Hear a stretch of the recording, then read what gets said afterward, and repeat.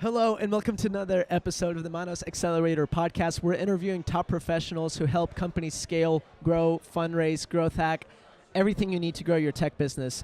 Today I am with Ulyses Osuna, who is a PR expert who has grown many brands, personal brands, and PR. Ulyses, thank you so much for coming on the show. Dude, thank you so much for having me. I'm pumped. Yes, definitely. So, guys, the thing about Ulyses, he's grown many personal brands and has helped companies scale past 100 figures, or past $100 million, right? Yep. People that are doing over $100 million, he's helping them grow their personal brands. And he has something to share with us about going from zero to PR. Ulyses, can you walk us through how you think about PR and the best way to get started? Dude, PR is the single biggest growth hack to like manufacturing your personal brand. Okay. Right? I remember last year we helped out a fraud that had little to nothing, no credibility, nothing, no online presence, but yet we created this persona that he sold his business for $100 million, right? So if we did that for somebody that had nothing, then for the CEO that actually has done something like that, they will get massive leverage. It's almost as if they were in the shadows and came to light, and because of that, they're getting every single form of like media attention. So that was a big lesson learned for you. It's like, if we're able to pull this off for someone that is a fraud, imagine the power behind someone that actually is the real deal, that has the stuff. And so if you're sitting around looking around and you're like, oh, everyone has a personal brand but me, and I actually have the chops, here's the opportunity for you, because the space is there, the ground is set. If you actually have the stuff, PR is probably the best way for you to actually start leveraging it, right? 100%. So how do you get started? So it depends on what stage you're at as an entrepreneur, right? Okay. So what, give me an example, like what stage? So like a lot of tech startups, they're, let's go like pre-funding.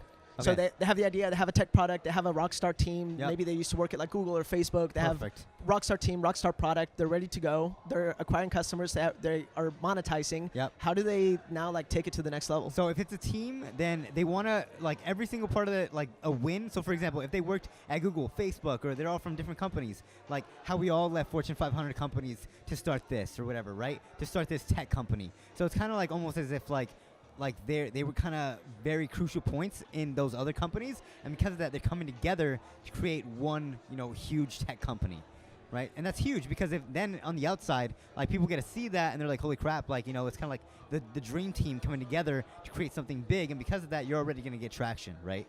So let's break down what's really happening here. Like I did like rapid fire of some like highlights of what's going on, and the first thing Ulyses does is like think, how is this an interesting story? And so like the first place that your brain goes to is like, there's a story here about a dream team that left these big companies to then create something.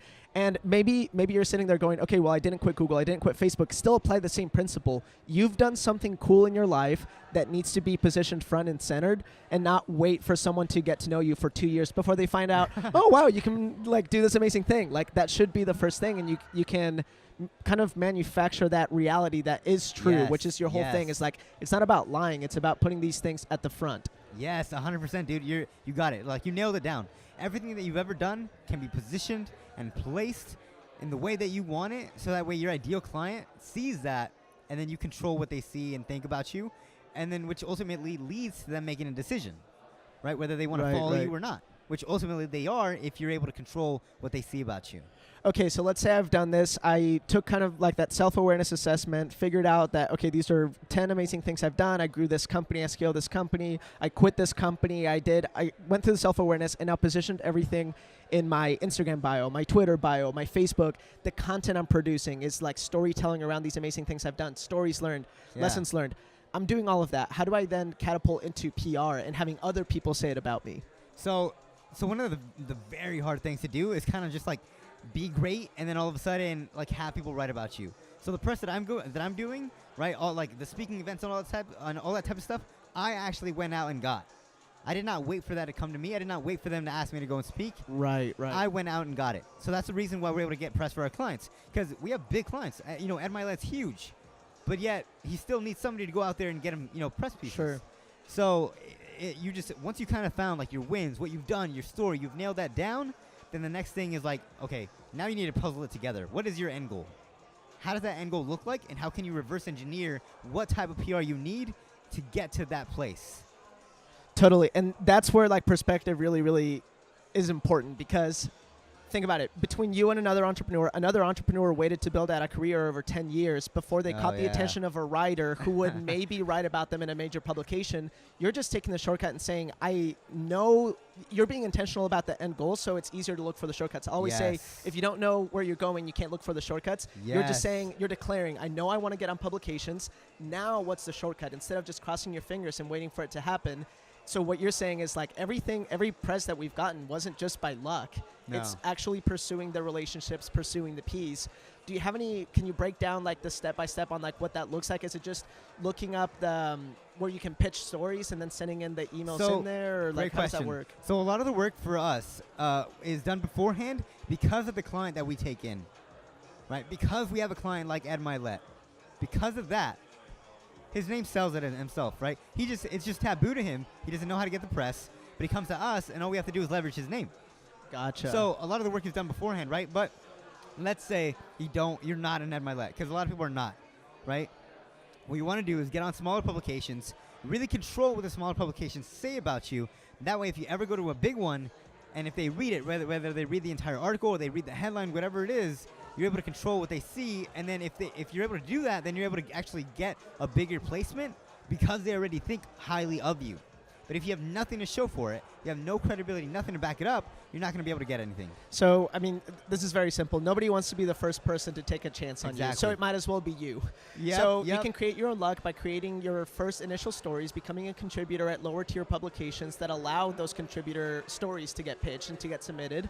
And there's less red tape there. So you find a small publication, you write your own story about yourself, and then by the time you create the relationships and start reaching out to bigger publications, you already have a track record that lowers the risk and lowers the amount of research that a writer is expected to do on your behalf. You're saying, hey, look, here's 10 other pieces written about us, written about me. Little do they know that you actually really care about them. You put in the hours. But by the time you create that relationship, they're saying, oh, okay, great. You have a track record. I'm not the first one. Yes. And that really lowers the risk.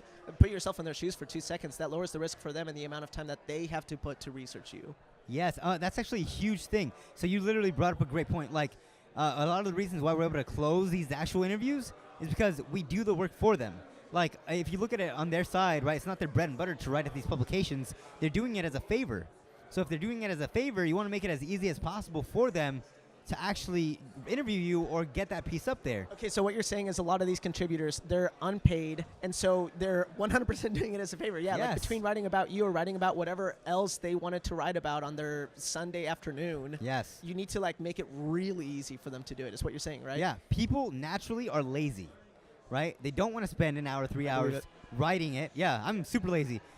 People want to spend that much time writing an article, finding the data, finding the backlinks, all that type of stuff. So if you do all that work ahead of time, you'll find that they'll be more inclined to say yes. Right. And okay, so this is perfect.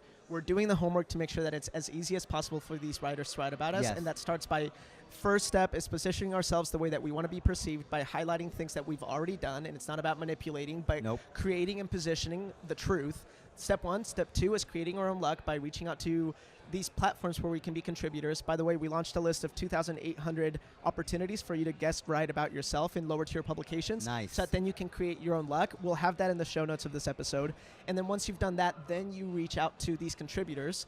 What's the best way to do that? Is that just a matter of looking them up on Facebook, sending them out messages? Email. Is it email? Okay. Email for us is the best because we can actually track if they opened it, how many times they opened it, if they haven't opened it. And once you can track that, then it's almost like, okay, well, common sense, like, oh, do I need a follow-up? Do I not need a follow-up? Right? If they haven't opened it, then it's not that they declined you. They just have not seen the email, right? So something simple like that will determine your follow-up, and follow-up is an art.